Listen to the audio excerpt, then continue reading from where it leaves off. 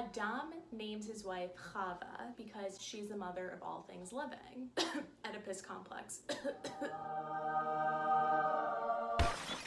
Welcome back to And God Was Like. I'm your host, Arielle Kaplan. This week I'm breaking down Parashat Bereshit. Chapter 1.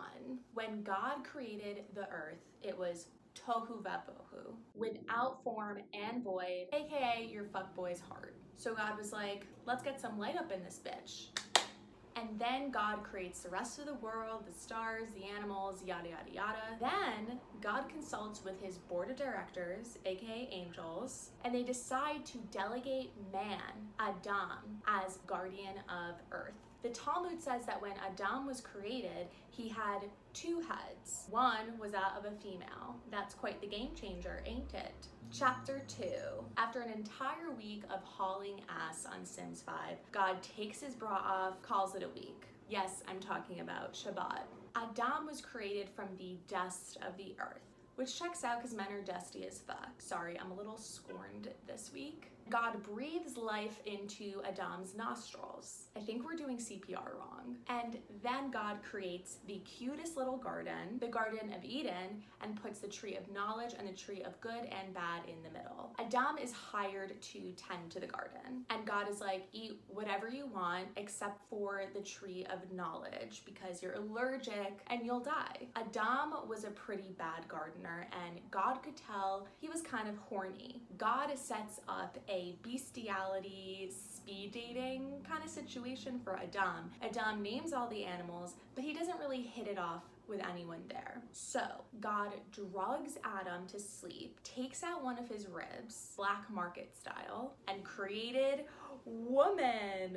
And woman's name is Chava. Adam and Chava are in the garden, they're naked and they feel no shame because the Garden of Eden was the first nudist colony. Chapter 3. The biggest gossip in the garden, this snake slithers over to Eve. Psst, Eve, did God really say you can't eat any of the fruit? Nah, just the ones in the middle because I'm allergic. Babe, he's lying to you. Eve takes a little bite of the apple. She gives a slice to Adam. They start tripping balls. Their eyes are wide open and they realize they're naked. Oh my God, we need a sexy ass costume for the rave we're going to. They fashion a little outfit made of fig leaves. And then Dad came home. Fuck. We look way too sexy for Dad to see us. So they hid in trees and God was like, Kinderlach, where are you? Hey Dad, we're naked and afraid. And God was like, who told you you were naked? God realizes Adam ate the apple. Adam blames Eve. Eve blames the snake and God starts punishing. The snake is downgraded as woman's #1 enemy because the snake knew that woman was easily influenced and that woman could easily influence Adam. Now that's what we call a femme fatale. Eve is punished with labor. Before that, she could pop out a baby once a day. And Adam is punished with the American dream. From now on, he's gotta hustle from dust to dust. Chapter 4. Adam and Chava are banished from the Garden of Eden. They bone their woes away and welcome two bouncing baby boys, Cain and Abel. You guys know the deal. Cain and Abel both give an offering to God. God likes Abel's more than Cain's, and Cain didn't handle it very well. AKA he killed Abel. God was like, yo, Cain was your brother, and Cain was all, I don't fucking know, am I my brother's keeper? God realizes Cain killed Abel, and he's like, yo, Cain, what the fuck? Your farming days are over, and your only job now is to wander the earth aimlessly, like a dick. And Cain is like, are you serious, bro? That's so dramatic.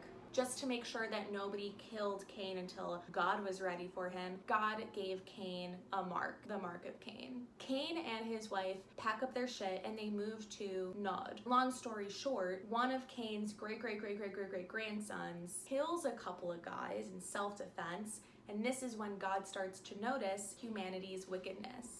When Eve turned 130, she gave birth to Seth. Imagine being named Cain and Abel and then your little brother's Seth. Seth's child Enosh introduces idolatry. Drama! Chapter 5.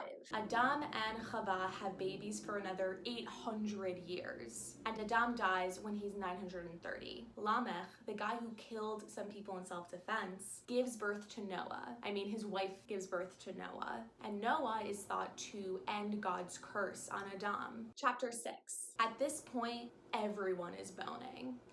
What else is there to do except farm and bone? Everyone's doing it, even God's angels. The angels started taking dime pieces as their wives, and their children are called Nephilim, giants. And God was like, all right, non sequitur, I think it's time that humans only live up until 120 years old. I've been thinking about it. Humans suck. They're terrible. I actually really regret making them. God just got kind of sad, and then he took action, devised a plan to restart his Sims game. He's gonna wipe out all of humanity except for one guy. Dun dun dun. Thank you guys so much for watching. Next week, Parashat Noach.